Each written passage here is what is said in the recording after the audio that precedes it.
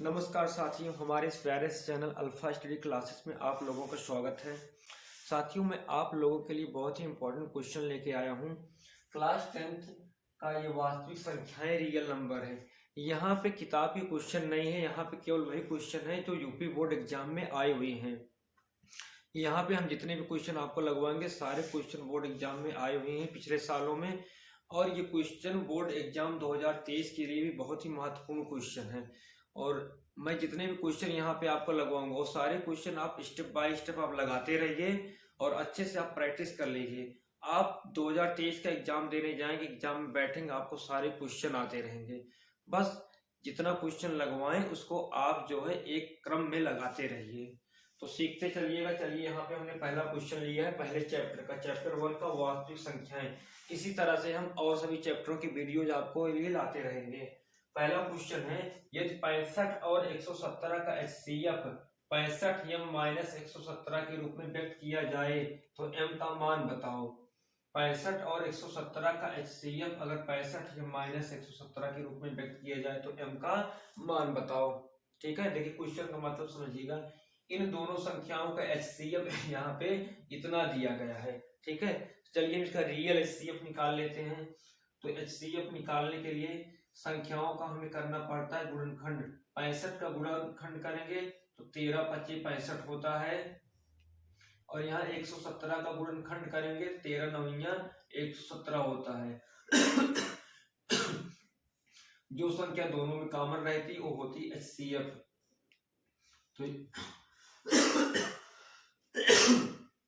तो HCF हमारा यहाँ पे आ जाएगा 13, और जो HCF हमारा क्वेश्चन में दिया गया है हम लिखेंगे प्रश्नानुसार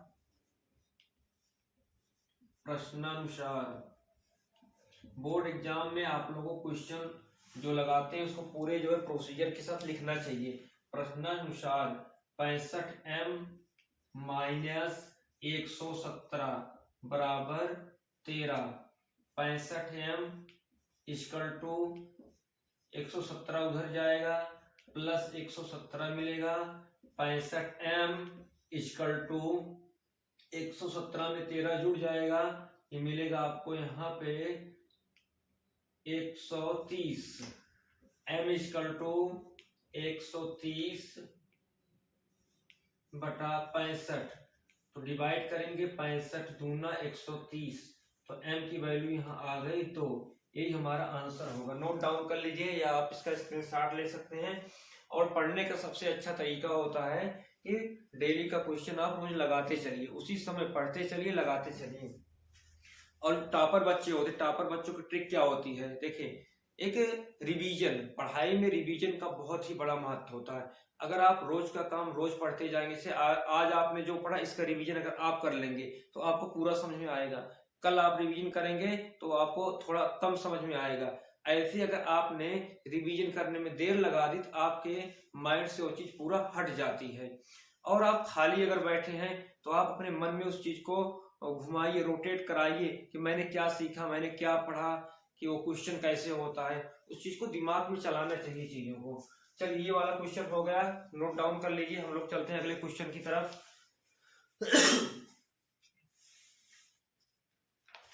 अगला क्वेश्चन हमारा है,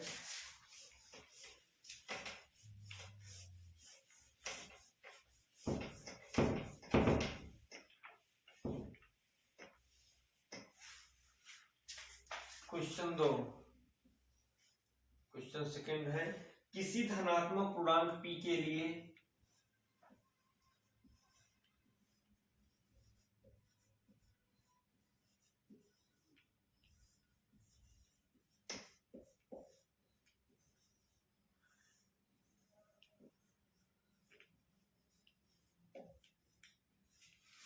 धनात्मक पूर्णांक p के लिए प्रत्येक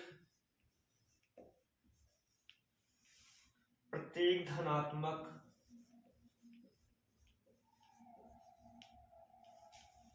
विषम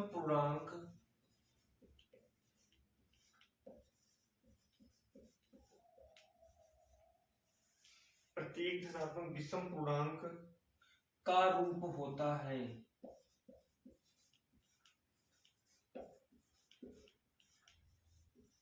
ऑप्शन यहाँ पे दिए A, option B, option C, option D. Option A है आपका पी, ऑप्शन बी है P+1, 2P और 2P+1। चलिए देखते हैं, किसी धनात्मक पूर्णांक के लिए, किसी धनात्मक पूर्णांक P के लिए प्रत्येक धनात्मक विषम पूर्णांक होता है। देखिए बहुत ही अच्छा क्वेश्चन है, ठीक है, मन लगा के समझिएगा।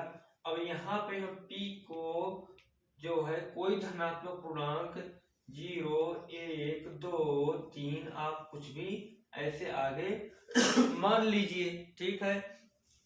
और कहा प्रत्येक धनात्मक विषम पूर्णांक अब इनमें से कोई ऐसा मान लीजिए, कोई ऐसा लीजिए जिसमें P का मान रखने पर, जिसमें P का मान रखने पर सारी संख्याएं जो है हमको विषम रूप में मिले, विषम रूप में मिले।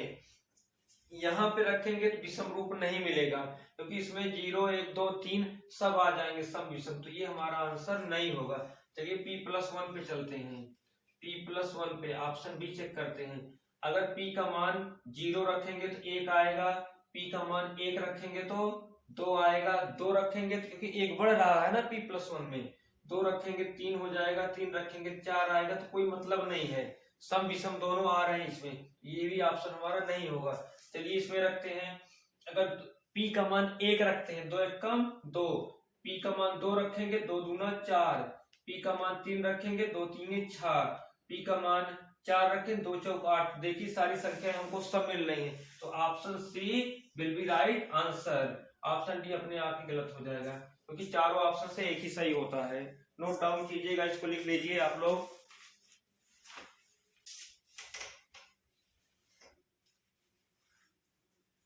वीडियो पॉज करके आप लोग लिख सकते हैं।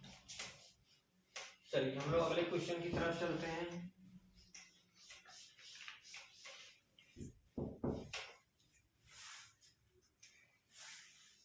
अगला क्वेश्चन है हमारा क्वेश्चन नंबर 3। किसी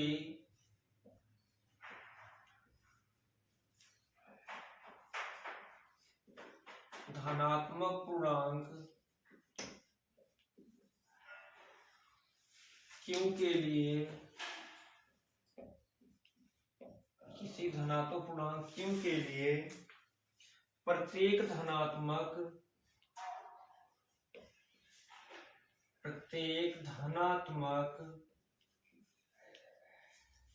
विषम पूर्णांक होता है।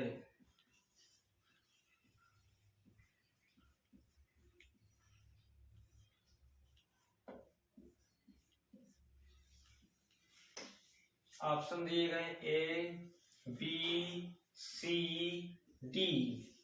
ऑप्शन ए है Q-1, ऑप्शन बी है Q+1, 2Q और 2Q+1।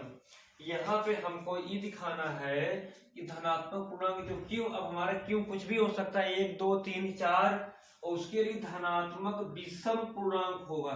अब इसमें ये देखना है Q का मान रखने पर किसमें जो है, किस वाले में रखने पर सभी विषम आते हैं। तो पहले वाले में रखिएगा, 1 रखेंगे तो 0 आएगा सपोज, 2 रखेंगे तो 2 में से 1 जाएगा 1, 3 रखेंगे तो 2, 4 रखेंगे 4 में से 1 जाएगा तो 3, 5 रखेंगे 5 में से 1 जाएगा तो 4। तो देखिए यहाँ पे कोई सम है कोई विषम है, तो ये वाला ऑप्शन हमारा नहीं होगा। ठीक, चलिए दूसरा वाला देखते हैं। यहाँ पे Q का मान अगर 1 रखेंगे तो 2 मिलेगा, 3 रखेंगे तो 4 मिलेगा, 1 रखेंगे तो 2 मिलेगा, 2 रखेंगे तो 3 मिलेगा, 3 रखेंगे तो 4 मिलेगा, 4 रखेंगे तो 5 मिलेगा। तो इसमें भी देखिए कोई सम है कोई विषम है, तो ये भी हमारा नहीं होगा। हमको ओ वाला चाहिए जिसमें सभी विषम हो। यहाँ पे देखते हैं, Q का मान यहाँ 1 रखिएगा 2 मिलेगा, 2 रखेंगे 2 दूना 4, 3 रखेंगे तो 6, 4 रखेंगे तो 2 चौक 8, तो इसमें देखिए सभी सब मिल रहे हैं तो ये भी हमारा नहीं होगा, हमको पूरा पूरा विषम वाला चाहिए।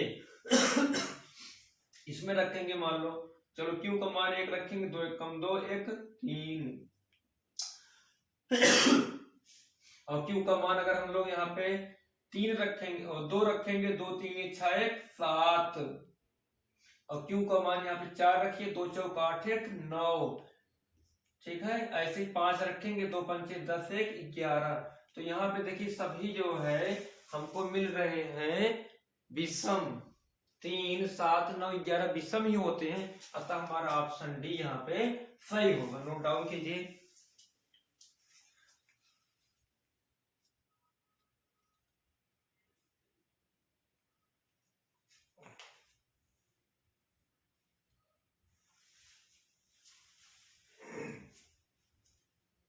हो गया नोट डाउन। चलिए चलते हैं अगले क्वेश्चन पे।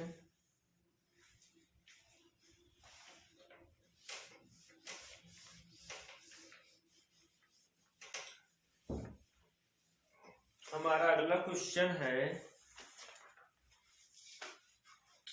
यदि चौथा क्वेश्चन है, यदि P equal to AB square और Q equal to A cube B, तो A व B का एलसीएम बताओ, A व B का एलसीएम बताओ। चलिए देखते हैं, एलसीएम निकालने के लिए क्या करना पड़ेगा, पहले हमको गुणनखंड करना पड़ेगा। ए बी स्क्वायर, तो ए तो बी को लिख सकता हूं बी गुणे बी, क्योंकि बी की पावर 2 है यानी 2 बार है, ये हो गया। फिर क्यू को क्यू इक्वल टू होता है ए क्यूब बी, तो ए को लिख सकते हैं 3 बार, ए गुणे ए और एक बार यहाँ पे बी लिख लेंगे। अब यहाँ पे देखिएगा बी कॉमन है तो बी को एक बार लिखेंगे, यहाँ पे ए कॉमन है तो उसको एक बार लिखेंगे। तो एलसीएम जो यहाँ पे आएगा, जो कॉमन है उसको एक बार लिखिए, ए एक बार हो गया, बी भी एक बार हो गया। अब जो बचे हैं उनको भी लिख लीजिए, बचे वाले भी लिख लिए। ए हमारा 1 2 3 बार है तो ए की पावर 3 और बी हमारा 2 बार है तो बी की पावर 2। यही हो गया हमारा एलसीएम। नोट डाउन कीजिए जल्दी से इसको।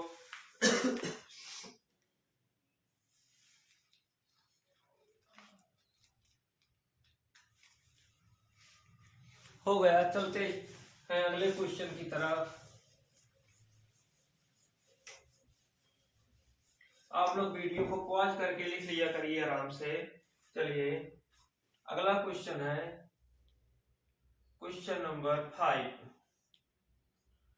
क्वेश्चन नंबर 5 है, शांत दशमलव में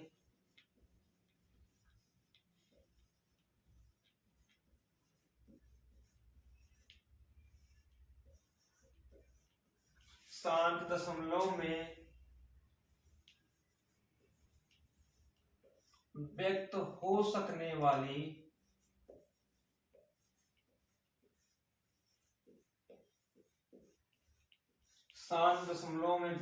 सकने वाली परिमेय संख्या होगी। ऑप्शन इसके दिए गए A B C D. Option ये है 77/210, दूसरा ऑप्शन 129/2 का स्क्वायर, 5 की पावर 7, 7 की पावर 5, सी है 129/2 की पावर 2। ये तो हो गया है। ऑप्शन सी हमारा है 13/2 3125। डी ऑप्शन है 8/17। चलिए आप लोग लगाइएगा इस क्वेश्चन को, देखिए एक बार ट्राई कीजिए लगा करके क्वेश्चन को कैसे होगा।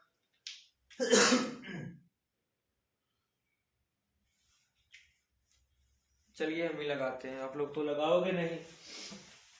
देखिए मुन्ना, यहाँ पे हमारा जो परिमेय संख्याएं होती हैं इनमें दो चीजें हैं, एक शांत एक अशांत। शांत का मतलब होता है जो दशमलव लगने के बाद पूर्णतः कट जाए। अशांत और अशांत आवर्ती, अशांत आवर्ती का मतलब होता है वो संख्याएं दशमलव लगने के बाद भी उसमें कोई एक संख्या ऐसे ही आती रहती, वो कटती नहीं है, इसीलिए कहते हैं अशांत। तो शांत लेने का नाम ही नहीं लेती, उसको कहते हैं अशांत। तो किसी संख्या को बिना हल किए कैसे पहचानेंगे कि शांत है या अशांत है? चलिए देखते हैं। हमारी जो परिमेय संख्याएं होती हैं उनका p/q के रूप में लिखी जाती हैं, और नीचे वाला जो q है इसको हर बोलते हैं, ऊपर वाला अंश होता है। अब इसका गुणनखंड करने पर, इसका गुणनखंड पर अगर केवल 2 आए या केवल 5 आए या 2 या 5 दोनों आए, ध्यान से सुनिएगा, कोई परिमेय संख्या ऐसे दी गई है, नीचे वाले का आप गुणनखंड कीजिए, केवल 2 आए या केवल 5 आए या 2 या 5 दोनों आए, तो कहेंगे वो संख्या कैसी है? शांत है, शांत है। अगर इन 2 5 के अलावा 3 भी आ जाए, 7 भी आ जाए, और भी कोई संख्या आ जाए, तो हम लोग कहेंगे अशांत है। तो चलिए इसी बेस पे हम लोग इस क्वेश्चन को सॉल्व कर लेते हैं जल्दी से इसको। ऐसे हमारा पहला वाला है 77 अब 210 का आप गुणनखंड कर लीजिए। 210 का गुणनखंड करेंगे तो 2 एक कम 2 यहाँ 0 उतरेगा, 2 पंचे 10, 2 पंचे 10, 2 से नहीं कटेगा अब ये केवल 5 से ही कटेगा। 5 दूनी 10, 5 एक कम 5, 3 सते 21 और 7 एक कम 7। तो इसको लिख सकते हैं 2 गुणे 5 गुणे 3 गुणे 7। तो आप देखिए इसमें 2 भी है, 5 भी है, 3 भी, 7 में है। केवल 2 होगा, केवल 5 होगा, या 2 या 5 दोनों होंगे तभी शांत होगा, नहीं तो अशांत होगा। अतः ये कैसी संख्या है? अशांत। अतः ये हमारा ऑप्शन नहीं होगा। क्योंकि हमसे पूछा है कि शांत दशमलव ऐसी संख्या बताओ जो शांत हो। तो चलिए बी वाला चेक करते हैं। बी वाले में देखिएगा 2 है 5 है, सीधा ही झलक रहा है, यहाँ पे 2 है 5 है 7 है, तो केवल 2 होगा, केवल 5 होगा, या 2 या 5 दोनों होंगे तब तो शांत, नहीं तो ये भी क्या है? अशांत है। ये भी संख्या अशांत होगी, तो ये भी ऑप्शन नहीं होगा। ठीक, चलिए ये वाला देखते हैं। ऊपर तो 13 है, नीचे वाले का चलो यहाँ गुणनखंड कर लेते हैं। 3 1 2 5, लास्ट में यहाँ 5 है, 5 से कटेगा, 5 6 30, 1 31 12 हो गए, 5 2 10 2 12 25, 5 पंचे 25, 5 एक कम 5, 1 6 12 हो गए, 5 2 10 2 12 25, 5 पंचे 25, 5 2 10 2 12 50 25, 5 पंचे 25, 5 एक कम 5, कितनी बार आया? 5 बार आया। तो 1 2 3 4 5, तो देखिएगा यहाँ पे 5 5 ही आया है, अतः यह क्या है? एक शांत संख्या। कैसी है? शांत होगी। ठीक है, अतः यही हमारा ऑप्शन सही होगा। और 17 में ना तो 2 आएगा ना तो 5 आएगा, ये हमारा ऑप्शन नहीं होगा। ये कैसी है? अशांत है, ये हमारी अशांत है। तो हमारा ऑप्शन यहाँ पे सी सही होगा। नोट डाउन कर लीजिए।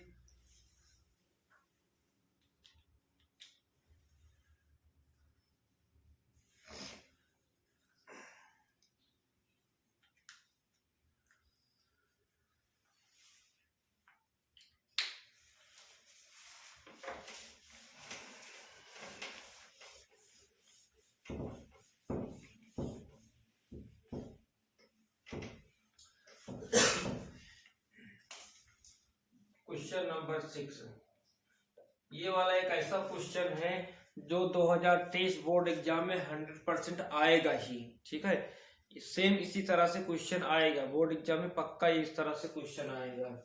चलिए देखते हैं क्या है। सिद्ध करो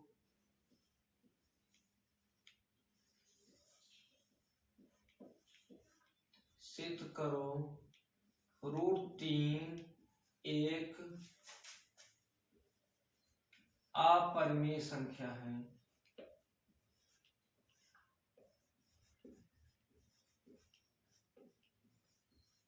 अब बोर्ड एग्जाम 2023 में √3 नहीं आएगा, √5 आएगा, √5 नहीं आएगा, √7 आएगा। ठीक है, क्वेश्चन इस तरह से आएगा ही प्रूफ करने के लिए। तो चलिए देखते हैं इस क्वेश्चन को हम लोग कैसे लगाएंगे। ठीक है, संख्या है, ठीक, √3 और प्रूफ करना अपरिमेय। देखिए इसमें क्या है ना, इस संख्या को हम लोग पहले मान लेंगे कि परिमेय, उल्टा मानेंगे और फिर लास्ट में लिखेंगे हमारी कल्पना गलत थी और हमारा जो है वो प्रूफ हो जाएगा। चलिए देखते हैं कैसे करते हैं। इस क्वेश्चन को बहुत ही बेहतरीन तरीके से लगाया जाएगा। इसमें कुछ लिखना पड़ता है, लिखने का तरीका आप भी सीख लीजिएगा, ऐसा ही सभी में आप लगाएंगे। चलिए शुरुआत करते हैं इसको सलूशन की। माना √3 एक परिमेय संख्या है अपरिमेय प्रूफ करना, लेकिन हम उसका उल्टा मानेंगे। माना √3 एक परिमेय संख्या है। ठीक, अगर परिमेय संख्या है तो a/b = √3, क्योंकि पता है ना परिमेय संख्याओं को p/q के रूप में लिखा जाता है। तो यहाँ मैंने a ले लिया और b ले लिया है। ठीक है, और यहाँ पे लेकिन एक कंडीशन है, कंडीशन ये है कि a व b सहअभाज्य हैं। a व b सहअभाज्य हैं।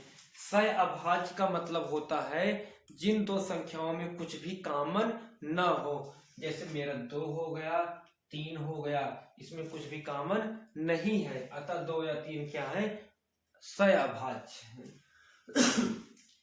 और अब यहाँ पे कल्पना में मानी, ये कल्पना है हमारी, हमने क्या कल्पना की है कि √3 परिमेय है व a व b सहअभाज्य। सहअभाज्य मतलब कुछ भी कॉमन नहीं है, लेकिन अभी दिखाएंगे हम लोग लास्ट में कि एक संख्या होगी जो a में भी होगी और b में भी होगी। ठीक, तो हम लिख देंगे एक संख्या है जो a और b दोनों में है।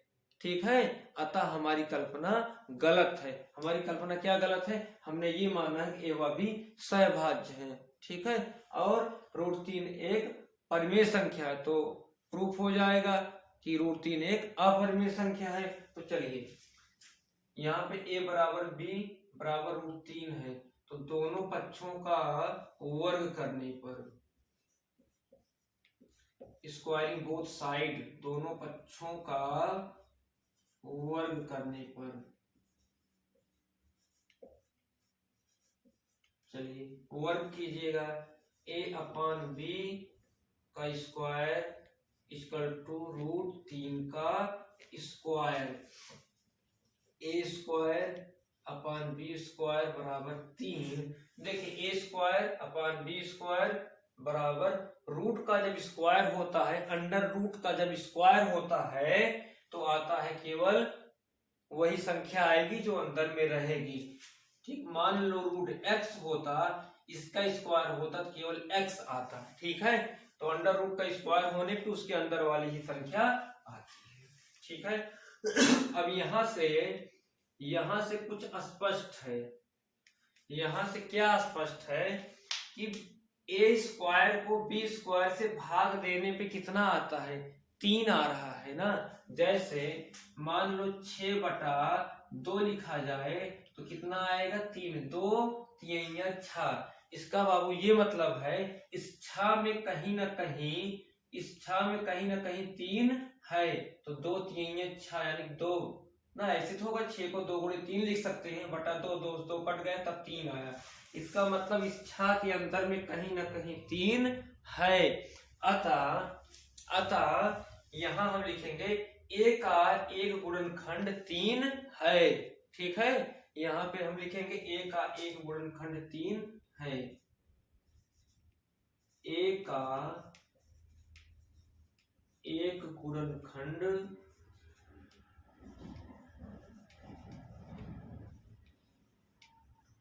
3 है। ठीक, 3 जो है ए का एक गुणनखंड है कि ए स्क्वायर को बी स्क्वायर से भाग दिए तभी 3 आया, तो अतः ए का एक गुणनखंड 3 है। अब फिर से हम लोग मानेंगे यहाँ पे पुनः पुनः क्या मानेंगे, पुनः माना, ऐसे सभी क्वेश्चनों में करना पड़ेगा, चाहे √3 हो, चाहे √5 हो, चाहे √7 हो। माना ए बराबर, जो ऊपर यहाँ पे है, ए बराबर 3 है तो 3c मानेंगे आप, ए इक्वल टू यानी 3c। ठीक, अब यहाँ पे आप पुट कर दीजिए 3c, तो 3c का स्क्वायर अपान बी स्क्वायर बराबर 3 लिख दिया हमने। अब नीचे जगह नहीं है, इस चीज को मैं यहाँ पे लेके चलता हूँ।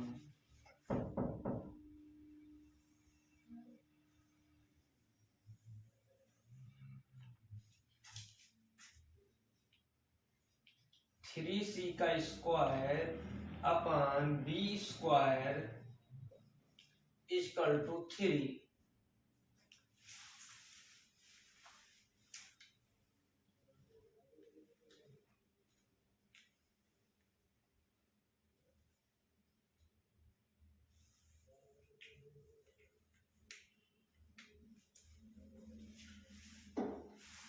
देखते हैं, इसका स्क्वायर करेंगे 3 3 जा 9c square upon B square equal to 3। ठीक है, 3 यहां ले आइए, बी स्क्वायर वहां भेजिए, 9c square upon 3 equal to B square. फिर आगे 3 1 जा 3, 3 3 जा 9, आपको यहां मिलेगा 3c स्क्वायर, 3c स्क्वायर नीचे तो कुछ बचा नहीं, इक्वल टू बी स्क्वायर। आप बी स्क्वायर को इधर लिख लीजिएगा, B square equal to 3c square. अब सी स्क्वायर को आप नीचे ले आइए, यहाँ पे B square upon C square equal to 3। तो यहां से क्या स्पष्ट है कि b का एक गुणनखंड 3 है, क्योंकि बी स्क्वायर को सी स्क्वायर से भाग देने पर 3 आया है। इसका मतलब है b का एक गुणनखंड 3 है। b का एक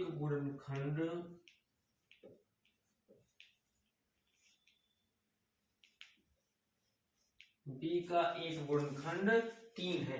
तो यहाँ पे देखिएगा बच्चा कि a का एक गुणनखंड 3 है और b का भी एक गुणनखंड 3 है ना, लेकिन हम लोगों ने क्या माना है, a व b सहअभाज्य हैं, कि a व b में कुछ कॉमन है ही नहीं। लेकिन यहाँ पे a व b में देखिएगा क्या कॉमन है, a में भी और b में भी, a में भी और b में भी 3 दोनों में कॉमन है। इसका मतलब यही है कि हमारी कल्पना गलत है।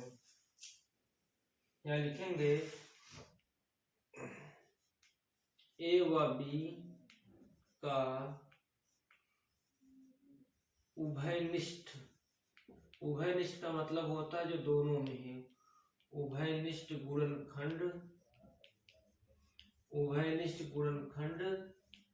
3 है, परंतु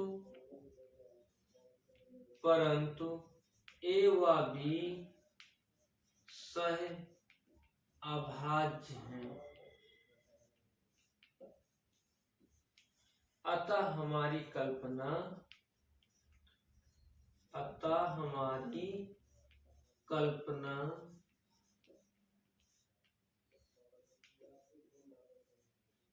गलत है, अतः हमारी कल्पना गलत है।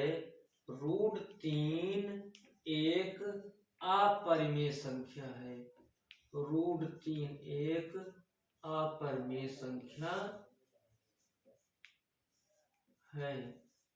प्रूफ हो गया, नोट डाउन कर लीजिए। आज के लिए बस यही इतना ही। और जो इम्पोर्टेंट क्वेश्चन इसके हैं, इसमें अभी 10 से 12 और क्वेश्चन हैं, उन सारे क्वेश्चनों को हम आपको लेके आएंगे और बताएंगे। आप इतने क्वेश्चनों को लगाइए और आपको वीडियोज लगातार आपको मिलते रहेंगे step by step. Thank you.